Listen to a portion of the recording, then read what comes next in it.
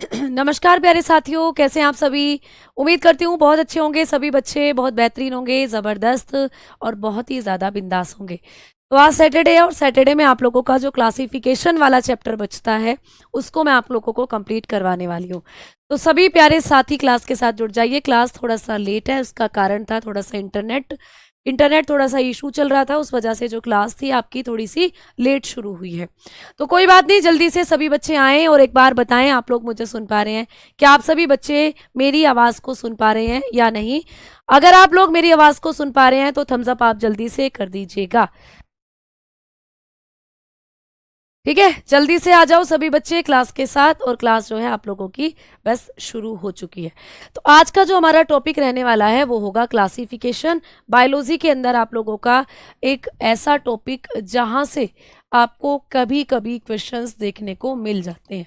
ठीक है, कभी कभी क्या, मोस्ट ऑफ टाइम क्वेश्चन यहाँ से देखने को मिल जाते हैं, जिसको हम लोग कहते हैं दोस्तों वर्गीकरण, यानी कि क्लासिफिकेशन।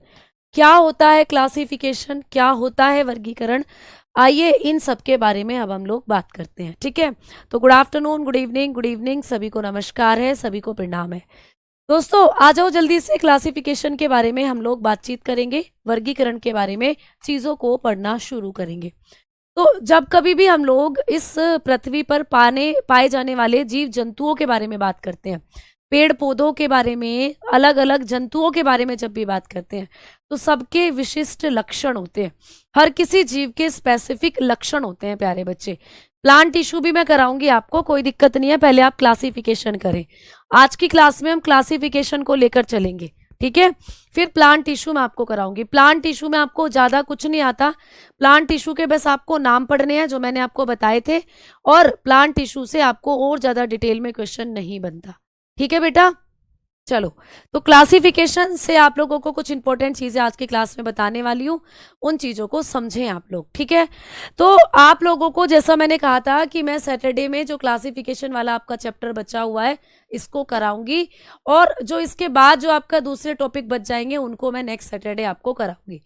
आप लोगों की कंटिन्यूअसली आप केमिस्ट्री की क्लास कर रहे हैं मंडे टू फ्राइडे, सैटरडे में आपकी क्लासेस नहीं होती हैं, तो इसलिए मैंने कहा था कि सैटरडे को हम लोग यूज कर लेंगे। 1 से 2 सैटरडे में आपका जो भी बायोलॉजी का सिलेबस बचा हुआ है उसको हम क्या कर लेंगे बेटा, कवर अप कर लेंगे। ठीक है, चलो।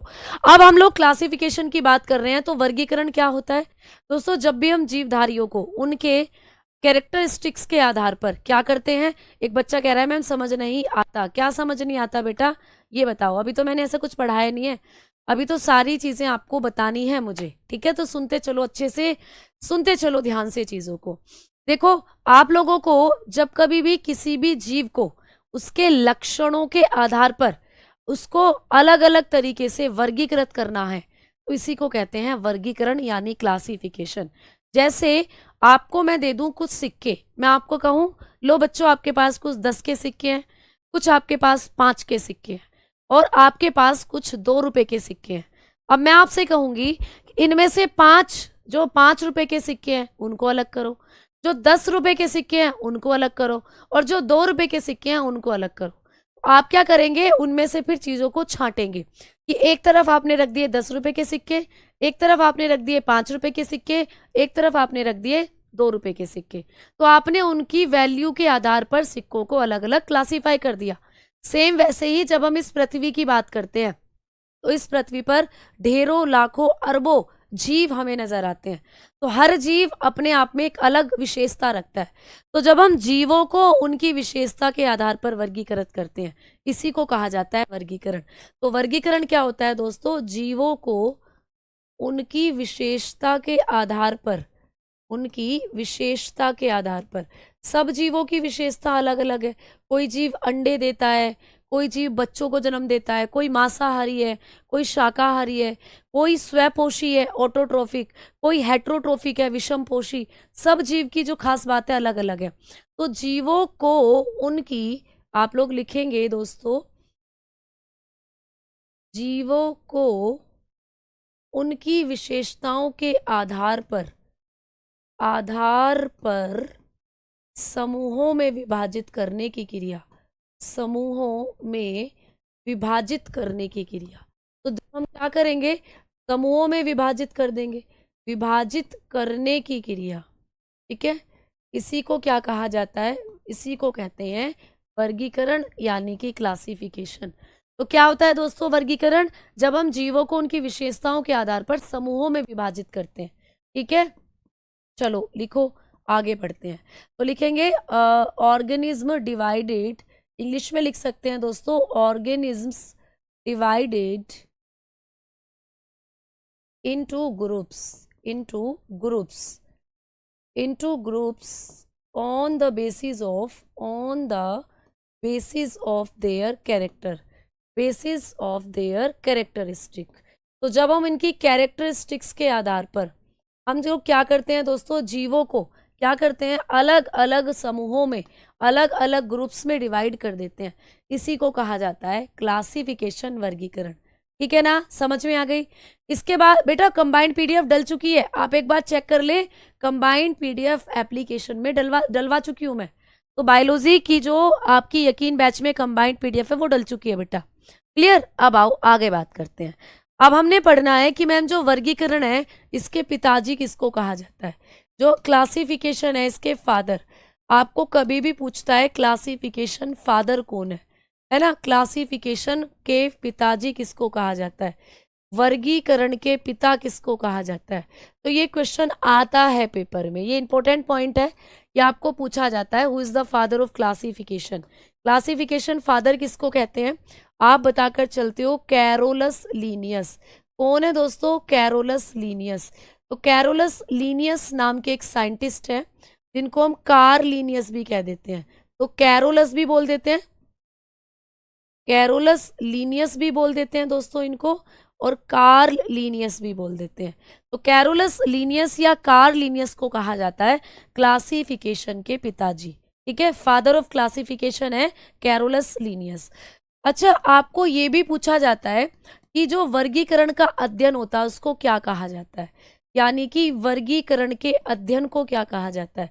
जब हम क्लासिफिकेशन के बारे में पढ़ते हैं तो उसको क्या कहते हैं, वर्गीकरण का अध्ययन क्या कहलाता है, ये भी प्रश्न आपको आता है। स्टडी ऑफ क्लासिफिकेशन को हम लोग क्या कहते हैं, स्टडी ऑफ क्लासिफिकेशन। तो दोस्तों जब हम क्लासिफिकेशन का अध्ययन करते हैं ना, इस टर्म को या इस अध्ययन को हम लोग टैक्सोनॉमी के नाम से जानते हैं। किसके नाम से दोस्तों, टैक्सोनॉमी। ये भी आपको पूछा गया प्रश्न है कि वर्गीकरण के अध्ययन को क्या कहते हैं।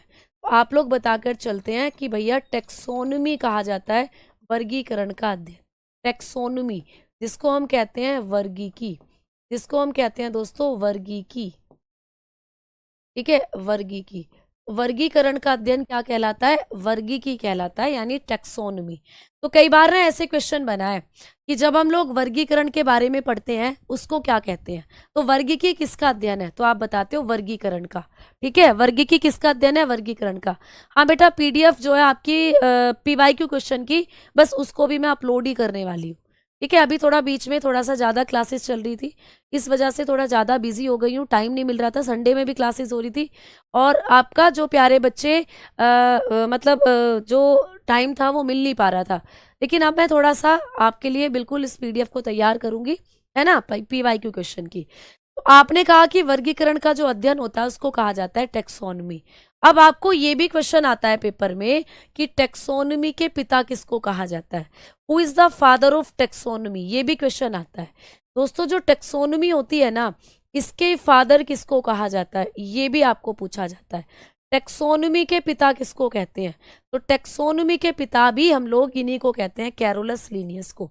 तो कैरोलस लीनियस को ही कहा जाता है फादर ऑफ क्लासिफिकेशन, और कैरोलस लीनियस को ही कहा जाता है फादर ऑफ टैक्सोनॉमी। समझ में आई बात।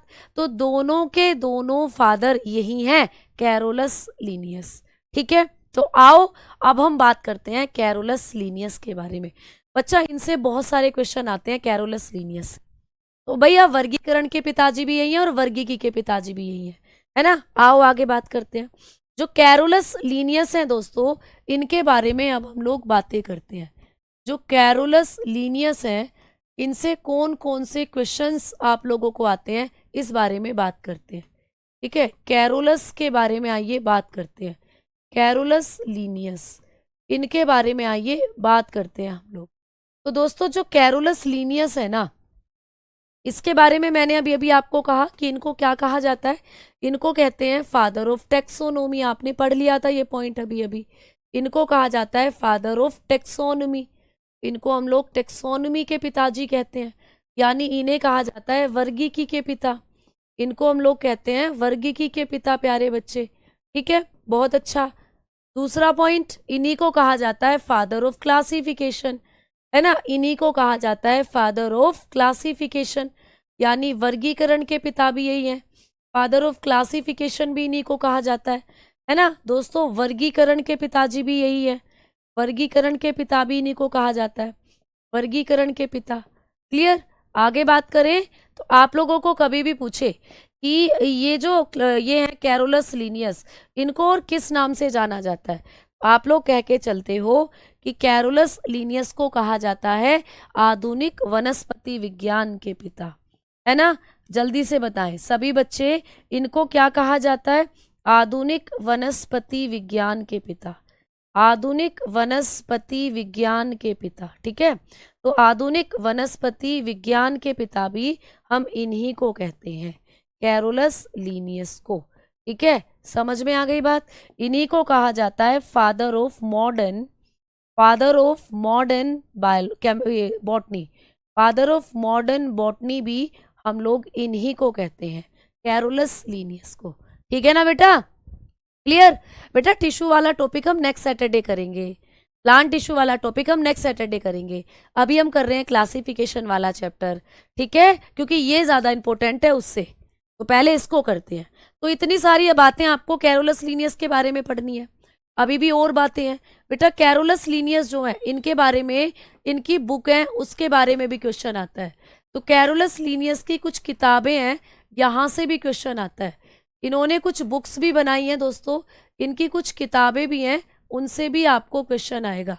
इनकी जो किताबें हैं ना वो कौन कौन सी हैं, तो आपने बताया कि जो कैरोलस लीनियस है इनकी जो बुक्स हैं उनमें से आप लोगों को 2 बुक जरूर याद रखनी है।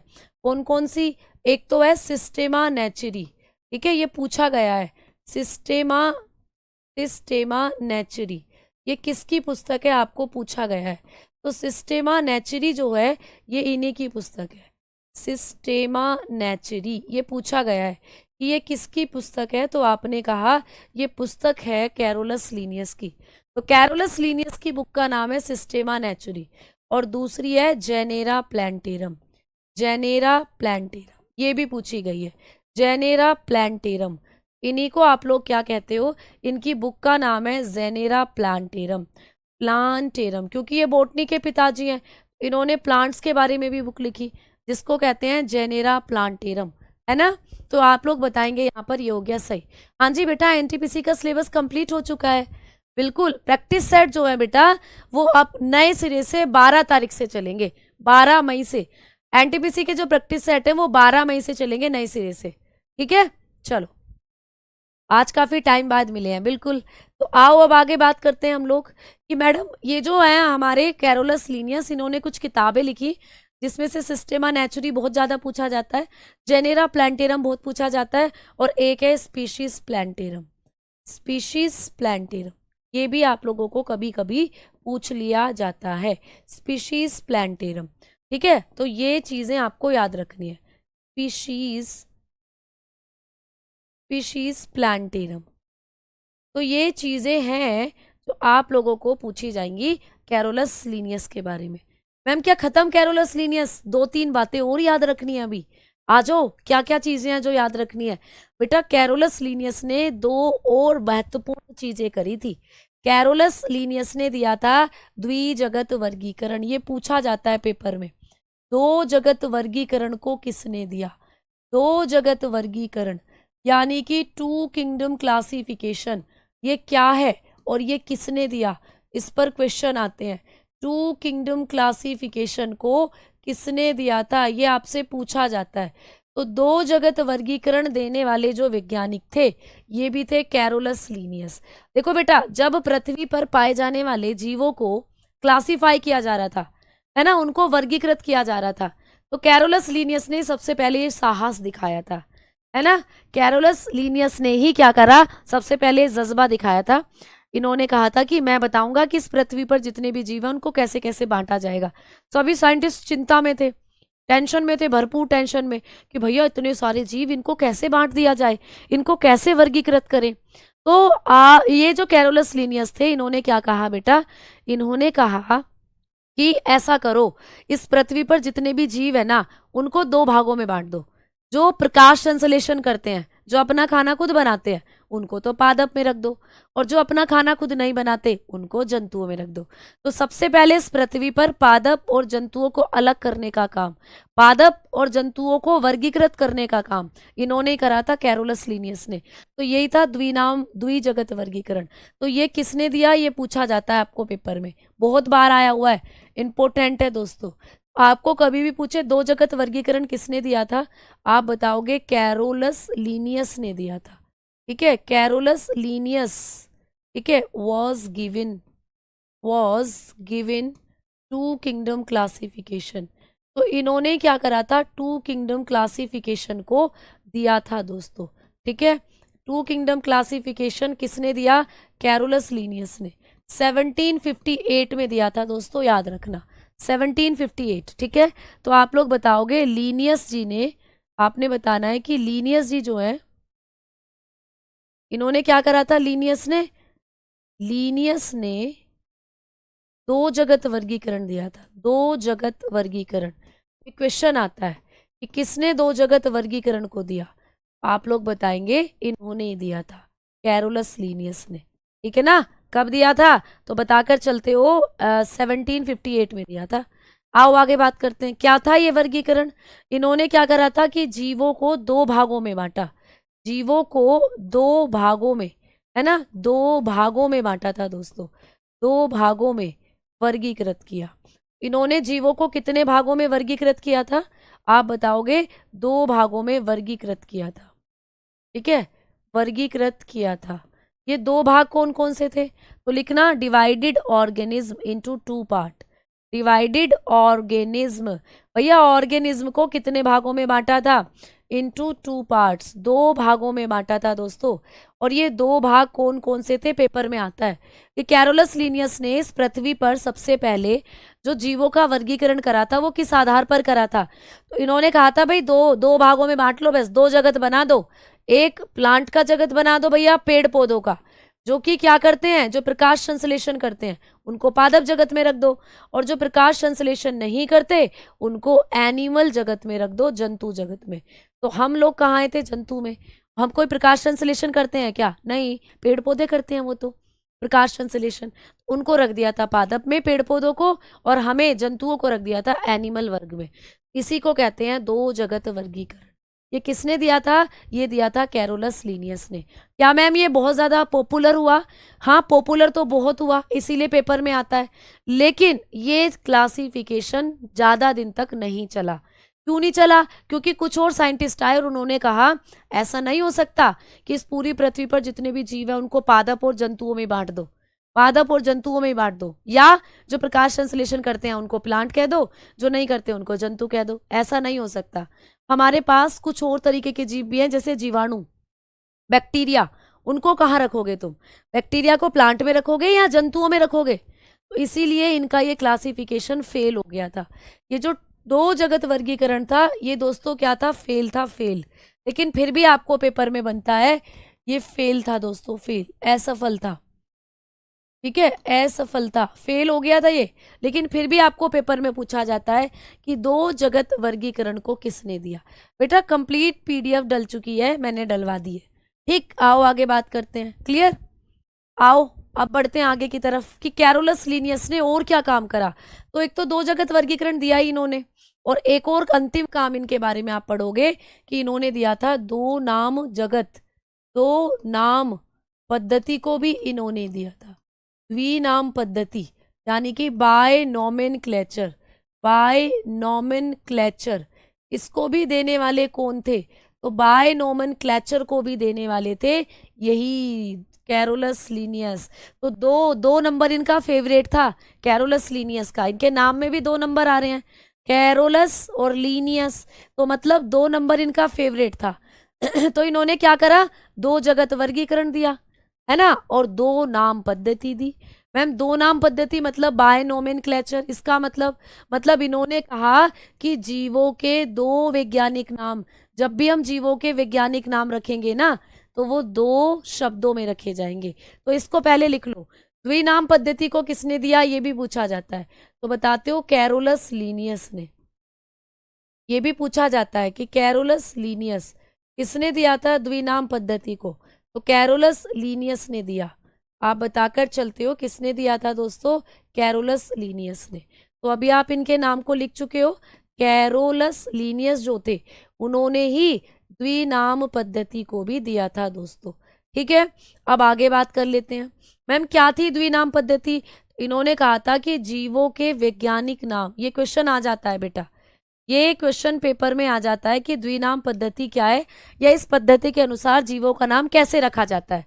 तो जीवों के वैज्ञानिक नाम, इन्होंने क्या कहा था कि जीवों के वैज्ञानिक नाम 2 शब्दों में रखे जाएंगे, 2 शब्दों में, 2 शब्दों में रखे जाएंगे। ठीक है, 2 शब्दों में रखे जाएंगे, इन्होंने ये कहा। ठीक है, तो जीवों के रस जो साइंटिफिक नाम है वो 2 शब्दों में रखे जाएंगे, 2 शब्दों में होगा। जैसे मेरा नाम है भावना भाटी, एक शब्द भावना हो गया, एक शब्द हो गया भाटी, तो मेरा साइंटिफिक नेम थोड़ी है भावना भाटी, मैं इंसान हूं। इंसान का वैज्ञानिक नाम है होमो सैपियन, एक वर्ड हो गया होमो, एक वर्ड हो गया सैपियन। तो जब भी हम किसी जीवों की प्रजातियों के नाम या वैज्ञानिक नाम रखेंगे तो 2 शब्दों में रखा जाएगा। ठीक है, कहाँ के थे, स्वीडिश साइंटिस्ट थे दोस्तों, स्वीडन के साइंटिस्ट थे ये, स्वीडिश साइंटिस्ट थे। 2 नंबर ही थे क्या मैडम ऐसा तो नहीं कह सकते, लेकिन 2 नंबर इनका फेवरेट था। तो इन्होंने कहा जीवों के वैज्ञानिक नाम 2 शब्दों में रखे जाएंगे। साइंटिफिक नेम, इन्होंने क्या कहा था कि scientific name of organism, name of organism, organisms are in 2 words. तो दोस्तों जब भी जीवों का हम वैज्ञानिक नाम रखेंगे तो 2 शब्दों में रखेंगे। अच्छा चलो 2 शब्दों में रखेंगे, सही बात है। अब ये 2 शब्द कौन कौन से होंगे ये तो बताओ। तो इन्होंने कहा था कि नाम का जो पहला शब्द होगा, नाम का जो पहला शब्द होगा वो किसको रिप्रेजेंट करेगा। तो ये क्वेश्चन आता है कि द्विनाम पद्धति के आधार पर नाम का जो फर्स्ट वर्ड होता है वो किसको रिप्रेजेंट करता है, वो किसके बारे में बताता है। तो नाम का फर्स्ट वर्ड बताता है दोस्तों जीनस के बारे में, इसके बारे में, जीनस यानी वंश के बारे में, कि वो कौन से वंश से बिलोंग करता है। वो जानवर जिसका हम वैज्ञानिक नाम रख रहे हैं उसके वैज्ञानिक नाम का जो पहला शब्द होगा वो किसके बारे में बताएगा, वो बताएगा जीनस के बारे में, वंश के बारे में।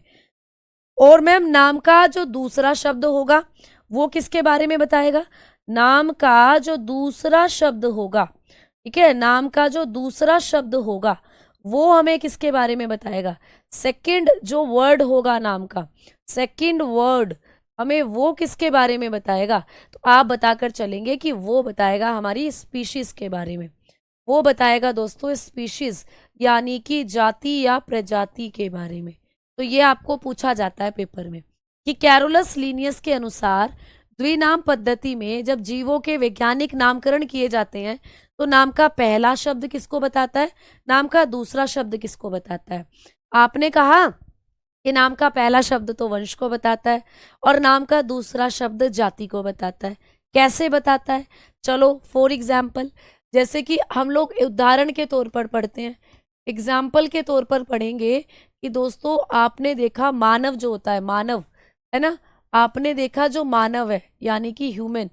अब ह्यूमन जो होते हैं इनका साइंटिफिक नेम क्या होगा, आपने कहा जो मानव है, हम लोग मानव की कैटेगरी में आते हैं, हमारा साइंटिफिक नेम होता है होमो सैपियन। क्या होता है दोस्तों, होमो सैपियन, होमो सैपियंस होता है हमारा वैज्ञानिक नाम, होमो सैपियंस। ठीक है, मतलब होमो क्या है, होमो हमारा जीनस है, नाम का पहला वर्ड है होमो, और भैया होमो सैपियंस। अब सैपियंस क्या है, तो सैपियंस हम लोगों की जाति है, सैपियंस हम लोगों की जाति है। तो होमो हमारे वंश को बताता है, होमो हमारे जीनस को बताता है, और भैया सैपियंस हमारी जाति को बताता है। तो जो यहाँ पे दूसरा वर्ड है सैपियंस, ये हमारी प्रजाति को बताता है। तो मानव जो है वो सैपियंस प्रजाति का है। मानव की जो साइंटिफिक नेम की बात करते हैं या मानव की प्रजाति की बात करते हैं तो मानव का वैज्ञानिक नाम है होमो सैपियन। तो होमो एक नाम ये हो गया और एक नाम ये हो गया सैपियन। ये पहला नाम हो गया, ये दूसरा नाम हो गया। पहला नाम हमारे वंश को बता रहा है, हमारा वंश कौन सा है, होमो, और सैपियन दूसरे नाम के शब्द का या दूसरा शब्द जो है ये हमारी जाति को बता रहा है। समझ में आ गई बात? तो जिसका भी हैप्पी बर्थडे है भैया आपको हैप्पी बर्थडे। ठीक है, बहुत बढ़िया छोटे लाल भैया, बहुत बहुत शुक्रिया छोटे लाल जी, बहुत बहुत धन्यवाद बच्चा। चलो आओ आगे बात करते हैं, है ना बेटा। साइंटिफिक नेम की मैं आपको एक लिस्ट दूंगी, साइंटिफिक नेम की, इंपॉर्टेंट साइंटिफिक नेम की मैं आपको एक लिस्ट दूंगी, उसमें आपको सारे साइंटिफिक नेम लिखे होंगे। जैसे कुत्ते का होता है, आप लोगों ने पढ़ा कैनिस फैमिलियरिस। बिल्ली का होता है, आप लोग पढ़ते हो, डोमेस्टिका भी बोल देते हैं बिल्ली को, कैटस फैमिलियरिस भी बोल देते हैं, है ना। और आम का होता है मैंगीफेरा इंडिकस, गेहूं का होता है ट्रिटिकम एस्टिवम, चावल का होता है ओराइजा सटाइवा, मक्का का होता है जिया मेज, है ना। चूहे का होता है रेटस रेटस। तो ऐसे बहुत सारे नाम हैं। जो शेर होता है उसका होता है पैंथेरा लियो, जो टाइगर होता है पैंथेरा टिग्रिस, लोटस का होता है निलम्बो नूसीफेरा। तो ऐसे बहुत सारे हैं।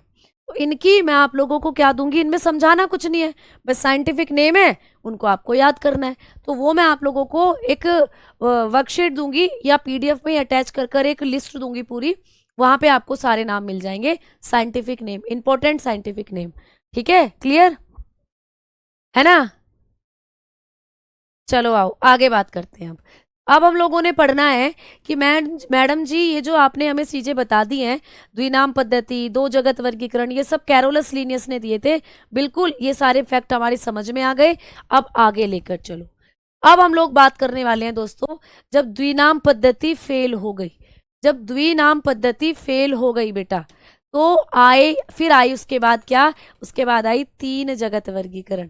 तो यहीं से नोट डालकर आपको कुछ छोटी छोटी सी चीजें लिखवा देती हूँ, क्योंकि इनमें डिटेल में नहीं आता आपको, ये सिर्फ नाम पूछ लिए जाते हैं, डिटेल में नहीं आता। तो आपको पूछ लिया जाएगा कि तीन जगत वर्गीकरण को किसने दिया, तीन जगत वर्गीकरण। भाई जब दो जगत वर्गीकरण फेल हुआ कि नहीं नहीं भैया, इस पृथ्वी पर जितने भी पेड़ पौधे हैं या जितने भी जंतु हैं उनको आप पेड़ पौधे और उनको आप किस में नहीं बांट सकते, उनको आप नहीं बांट सकते हो किसके अंदर बेटा, जंतुओं में, मतलब पेड़ पौधे और जंतुओं में नहीं बांट सकते, और भी बहुत से जो जगत हैं वो बनेंगे। तो फिर आया तीन जगत वर्गीकरण का प्रस्ताव, यानी तीन जगत बना लेते हैं, इसको कहते हैं three kingdom classification, three kingdom classification. तो तीन जगत वर्गीकरण को किसने दिया, ये आपको पूछ लेता है। तो तीन जगत वर्गीकरण की जब हम बात करते हैं, ये दिया था किसने, आप बताते हो, हैकल ने, अर्नेस्ट हैकल ने। किसने बेटा, अर्नेस्ट हैकल। अर्नेस्ट हैकल नाम के साइंटिस्ट थे, अर्नेस्ट हैकल। ठीक है, अर्नेस्ट हैकल नाम के साइंटिस्ट थे, इन्होंने दिया था दोस्तों तीन जगत वर्गीकरण। ठीक है, इस बस साइंटिस्ट का नाम याद रखना। अच्छा, तीन जगत वर्गीकरण जब दिया तो कौन कौन से जगत को बताया, ऐसे कितने जगत थे जिनके बारे में इन्होंने बताया।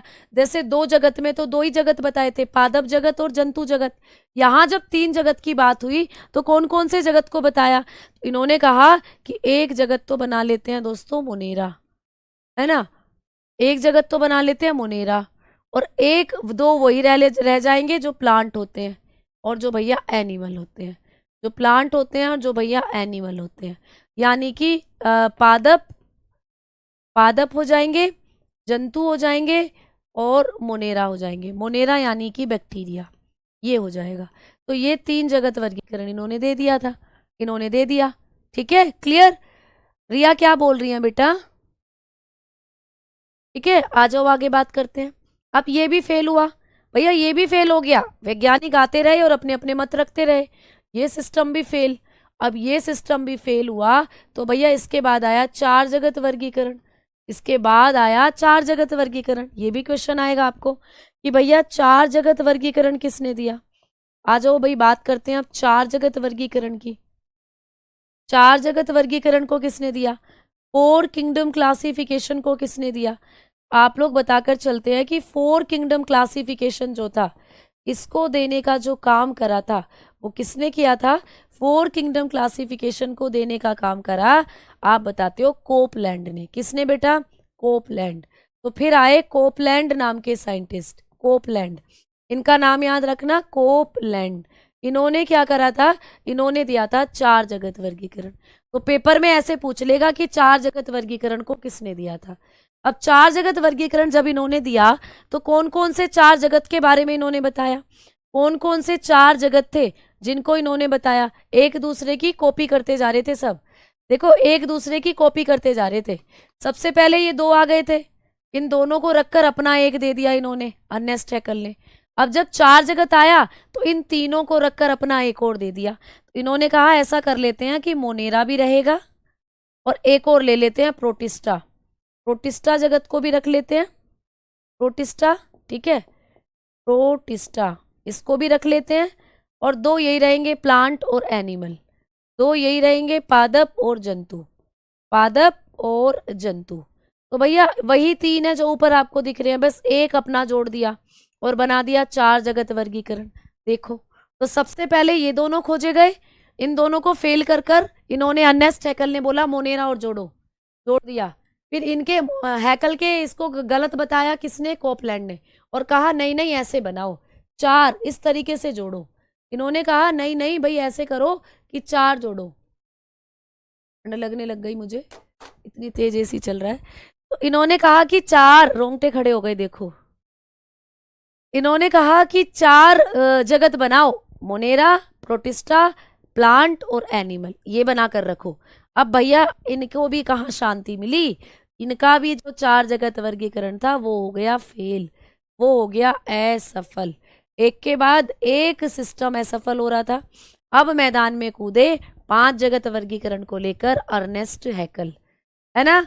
अब कूदे भैया अर्नेस्ट हैकल।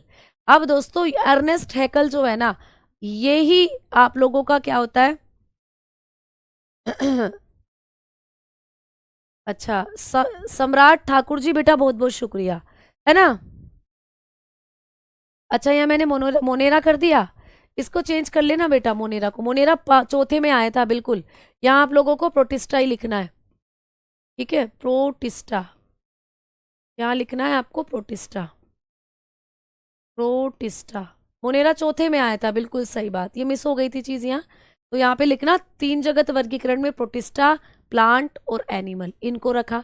और 4 जगत में मोनेरा को भी ऐड कर दिया, प्रोटिस्टा को ऐड करा, प्लांट को और एनिमल को। ये हो गया आप लोगों का यहाँ 4 जगत वर्गीकरण, ठीक है। आ जाओ, अब आगे बात करते हैं। अब आप लोगों को पूछा यहाँ पर कि जब ये सारे सिस्टम फेल हो गए तो अब आया 5 जगत वर्गीकरण। और 5 जगत वर्गीकरण में कौन से वर्गीकरण को, कौन से जगत को जोड़ा गया? अब आया दोस्तों 5 किंगडम क्लासिफिकेशन, ये सबसे ज्यादा सक्सेसफुल रहा। 5 किंगडम क्लासिफिकेशन ये सबसे ज्यादा सक्सेसफुल रहा था दोस्तों। तो 5 जगत वर्गीकरण के अंदर जो आप लोगों का जो वो आता है दोस्तों, वो है आप लोगों का, आप बताते हुए चलते हो कि ये किसने दिया था, आप बताते हो। 5 जगत वर्गीकरण को दिया था विटैकर ने, पूछा जाता है पेपर में, विटैकर, ठीक है। तो ये किसने दिया था? विटैकर। तो ये विटैकर नाम के साइंटिस्ट ने दिया था, विटैकर ने दिया। तो 5 जगत वर्गीकरण किसने दिया था, आप बताते हो, विटैकर ने। विटैकर नाम के साइंटिस्ट ने 5 जगत वर्गीकरण को दिया था। अच्छा, कौन कौन से 5 जगत इन्होंने बनाए? इन्होंने बनाया था, पहला जो जगत था वो था मोनेरा। पहला जगत क्या बनाया था दोस्तों? मोनेरा। पहला जगत क्या बना? मोनेरा बना, ठीक है। पहला जगत क्या बना? मोनेरा। अच्छा, मोनेरा में किसको रखा गया, ये आपसे पूछेगा। तो मोनेरा में आते हैं दोस्तों जीवाणु। मोनेरा में रखा गया था बैक्टीरिया को। किसको रखा गया था? बैक्टीरिया, है ना। तो मोनेरा के अंदर आते हैं बैक्टीरिया, और दूसरी आती है इनमें नीली हरी शैवाल, नीली हरी शैवाल। तो ये क्वेश्चन आ सकता है कि नीली हरी शैवाल जिसको कहा जाता है साइनोबैक्टीरिया। और दोस्तों ये जो आप लोगों के जीवाणु होते हैं, इनको कौन से जगत में रखा गया है? तो आप लोग बताओगे कि ये जो मोनेरा है इसमें आते हैं जीवाणु और नीली हरी शैवाल, ठीक है। अब मुझे एक बात बताओ, जो जीवाणु है और जो नीली हरी शैवाल है, इनमें कैसी कोशिका पाई जाती है? आप बताओगे मैम इनमें होती है प्रोकैरियोटिक कोशिका। तो बिल्कुल ऐसे भी क्वेश्चन आता है कि प्रोकैरियोटिक कोशिका वाले जो जंतु हैं वो किस जगत में रखे गए हैं। इनमें प्रोकैरियोटिक कोशिका पाई जाती है। इनके अंदर पाई जाती है दोस्तों अविकसित कोशिका, जिसको कहा जाता है प्रोकैरियोटिक सेल। तो इनमें पाए जाते हैं प्रोकैरियोटिक सेल वाले जीव। तो मोनेरा जगत में आते हैं प्रोकैरियोटिक कोशिका वाले जीव।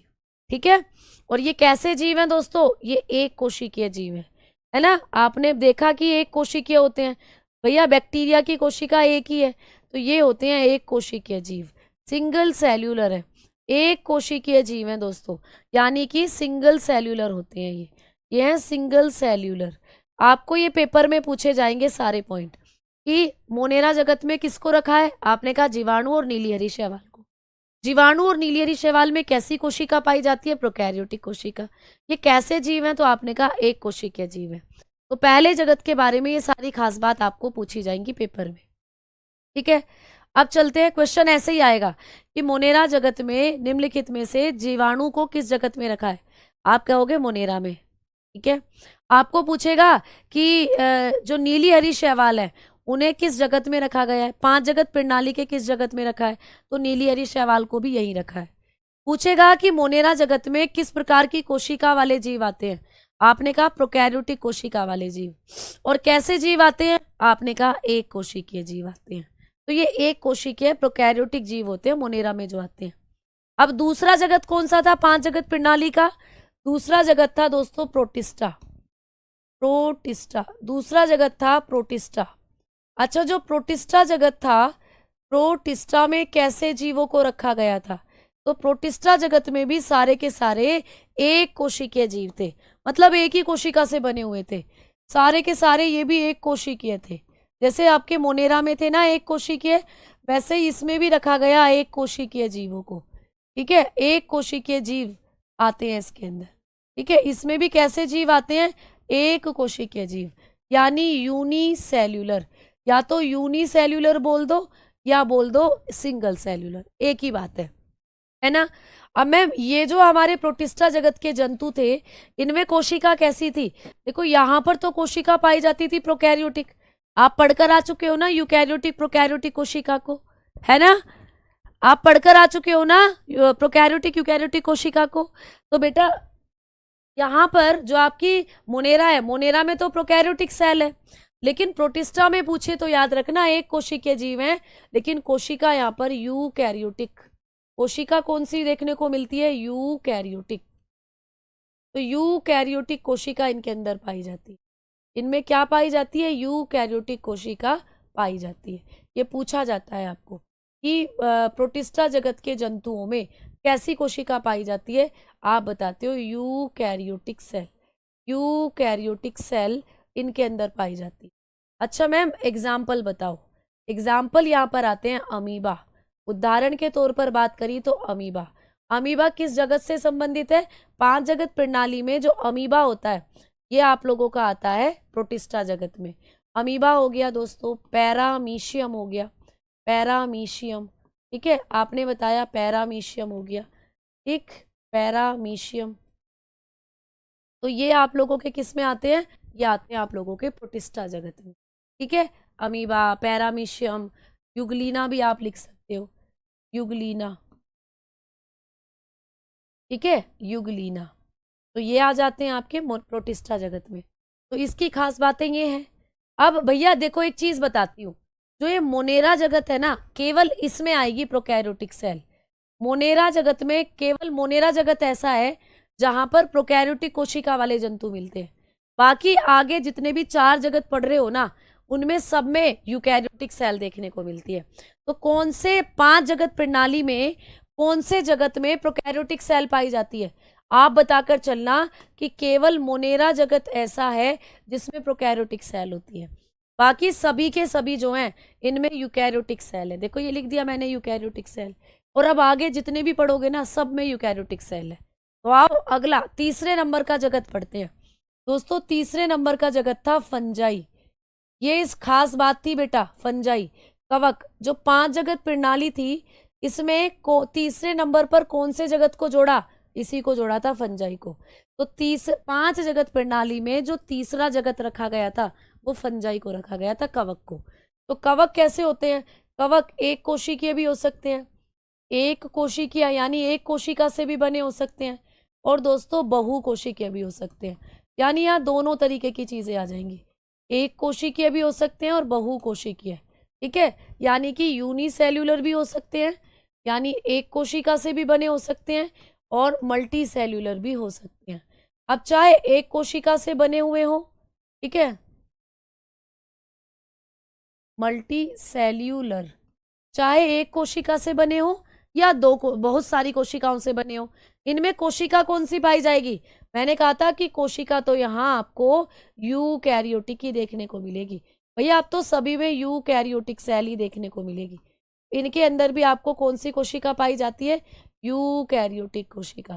केवल मोनेरा ऐसा था जिसमें आपको प्रोकैरियोटिक कोशिका देखने को मिलती है, बाकी सब में कैसी कोशिका पाई जाती है? यूकैरियोटिक। तो यहाँ पर भी कैसी कोशिका देखने को मिलती है? Eukaryotic cell. यूकैरियोटिक सेल यहाँ पर देखने को मिलती है।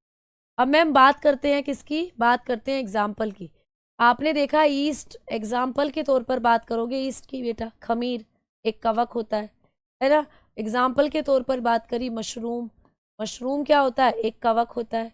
मशरूम जो होता है दोस्तों, मशरूम हम लोग खाते हैं ना, मशरूम की सब्जी, ये क्या होता है? एक कवक होता है, ठीक है। एगेरिकस, अगेरिकस, ठीक है, अगेरिकस क्या होता है? एक कवक होता है, अगेरिकस एक कवक होता है। तो ये सब कवक के एग्जाम्पल है। तो यहाँ से इतना पूछेगा आपको, ठीक है। कवक में पोषण कैसा होता है ये भी पूछता है। तो कवक जो होते हैं इनमें जो पोषण होता है ना, वो होता है सेप्रोट्रोफिक, यानी कवक कैसे खाना बनाते हैं? तो सड़ी गली चीजों से खाना बनाते हैं।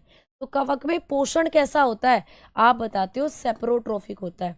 मृतोपजीवी, इनके अंदर कैसा जीवन पाया जाता है? मृतोपजीवी होते हैं ये, मृतोपजीवी यानी कि सैप्रोट्रोफिक, सैप्रोट्रोपिक होते हैं दोस्तों। सैप्रोट्रोफिक मतलब सड़ी गली चीजों से अपना खाना बनाते हैं कवक, ठीक है। इसके बारे में इतना पढ़ना है। आ जाओ आगे बात करते हैं। भैया 4th नंबर का कौन सा होता है? प्लांट। प्लांट तो आप लोग सभी जानते हो भाई, पादपों के बारे में तो आप लोग सभी जानते हैं। प्लांट जो होते हैं प्रकाश संश्लेषण करते हैं, ये भी कैसे जीव हैं? बहुकोशिकीय जीव हैं, है ना। तो आपने कहा कि बहुकोशिकीय होते हैं ज्यादातर जो प्लांट होते हैं, बहुकोशिकीय होते हैं, बहुकोशिकीय। मल्टी सेल्यूलर होते हैं बेटा, मल्टी सेल्यूलर होते हैं, बहुकोशिकीय होते हैं, क्लियर। और दूसरा इनमें भी पोषण पूछा, कोशिका यूकैरियोटिक, मैंने कहा था ना सभी में अब यूकैरियोटिक है, यूकैरियोटिक, ठीक है। कौन सी कोशिका पाई जाती है? यूकैरियोटिक कोशिका। अब सभी में यूकैरियोटिक ही पाई जाएगी, मैंने बताया था। तो यहाँ भी कैसी सेल होती है? यूकैरियोटिक सेल आपको यहाँ देखने को मिलती है, ठीक है, ये पूछा जाएगा। और अब आपने कहा कि मैम इनमें पोषण कैसा होता है, तो यहाँ पर भी पोषण होता है स्वपोषी, यानी कि जो पौधे होते हैं इनमें न्यूट्रिशन कैसा मिलेगा? तो आपने कहा मैम पौधे तो अपना खाना खुद बनाते हैं, पौधे होते हैं स्वपोषी, अपना खाना खुद बनाएंगे दोस्तों, स्वपोषी। ऑटोट्रोफिक होते हैं पौधे, ऑटोट्रोपिक होते हैं जो पौधे होते हैं। आ गई बात समझ में? इतनी चीजें इसके बारे में पूछेगा। पौधों के मुझे एग्जाम्पल देने की तो जरूरत नहीं है, पौधे क्या होते हैं आपको पता है सबको। अब आ जाओ 5वें नंबर पर पढ़ते हैं, लास्ट 5वां है एनिमल, ठीक है। एनिमल या एनिमेलिया इसको बोल देते हैं। जंतु जगत की बात हम लोग करते हैं, जंतु जगत। आपको पता है जंतु भी क्या होते हैं? बहुकोशिकीय हैं, है ना, बहुकोशिकीय जंतु होते हैं, बहुकोशिकीय, क्लियर, यानी कि मल्टी सेल्यूलर। आपने बताया मल्टी सेल्यूलर होते हैं जो ये होते हैं जंतु भी, क्लियर। और आपने बात करी यहाँ पर